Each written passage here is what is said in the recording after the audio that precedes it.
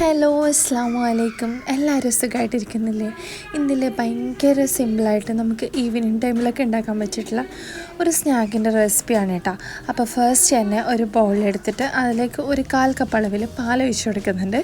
പിന്നെ ഒരു മുട്ട കൂടി പൊട്ടിച്ച് വയ്ക്കുന്നുണ്ട് കേട്ടോ.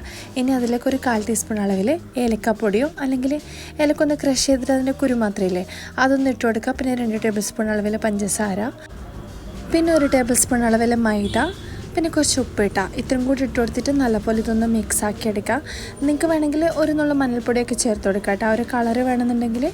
ഇനി ഇത് നമുക്കൊന്ന് മാറ്റി വെക്കാം. ഇനി നല്ല പഴുത്തിട്ടുള്ള പഴയില്ലേ അതൊന്ന് എടുക്കുന്നുണ്ട്. ഇനി അതൊന്ന് കട്ട് ചെയ്ത് കൊടുക്കാം കേട്ടോ. ഒന്ന് പകുതിയാക്കിയിട്ട് ഒന്ന് കീറി കൊടുക്കാം കേട്ടോ. നമ്മൾ പഴംപൊരിയൊക്കെ കട്ട് ചെയ്യില്ലേ അതുപോലെ ഒന്ന് കട്ട് ചെയ്തെടുക്കാം.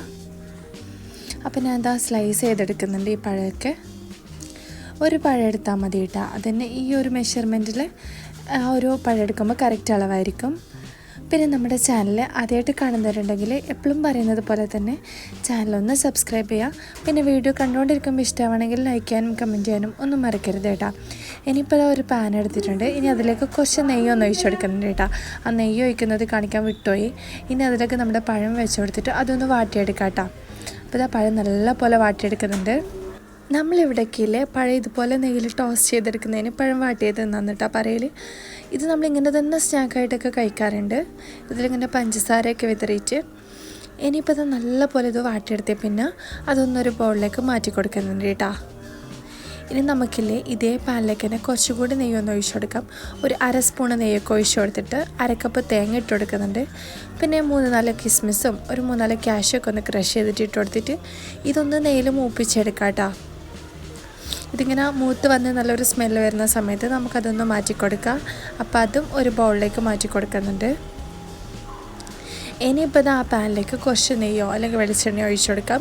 ഇനി നമ്മൾ നേരത്തെ മിക്സ് ചെയ്ത് വെച്ചിട്ടുള്ള ആ ഒരു എഗ്ഗിൻ്റെ മിക്സില്ലേ അത് ഇതിലേക്ക് ഫുള്ളായിട്ടൊന്ന് ഒഴിച്ച് കൊടുക്കാം. എന്നിട്ട് ചെറുതായിട്ടൊന്ന് കുക്കായിട്ട് വരൂലേ, ഫുള്ളായിട്ട് മുകൾ ഭാഗം ഒന്ന് കുക്കാവരെ അടിഭാഗം ഒന്ന് കുക്കായിട്ട് വരുന്ന സമയത്ത് നമ്മൾ വാട്ടി വെച്ചിട്ടുള്ള ആ ഒരു പഴം ഇതിലേക്ക് ഇട്ട് കൊടുക്കാം. ഇതുപോലെ ഇങ്ങനെ നിരത്തി വെച്ച് കൊടുക്കാം കേട്ടോ. ഇനി ആ ഒരു തേങ്ങയുടെ മിക്സ് ഇട്ട് കൊടുക്കാം. പിന്നെ കുറച്ച് പഞ്ചസാര ഒന്നായി കൊടുക്കുന്നുണ്ട്. അത് നമ്മൾ തേങ്ങ വാട്ടിയെടുക്കുന്ന സമയത്ത് പഞ്ചസാര ഇടാൻ വിട്ടുപോയിട്ടാ.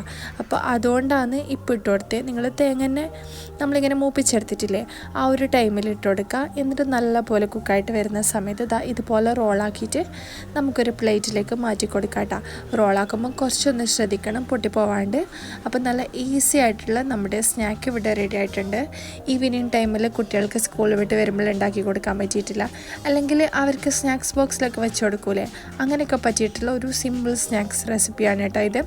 അപ്പോൾ എല്ലാവരും ട്രൈ ചെയ്ത് നോക്കുക. ഇഷ്ടമായിട്ടുണ്ടെങ്കിൽ ലൈക്ക് ചെയ്യാനും കമൻറ്റ് ചെയ്യാനും ഒന്നും മറക്കരുത്.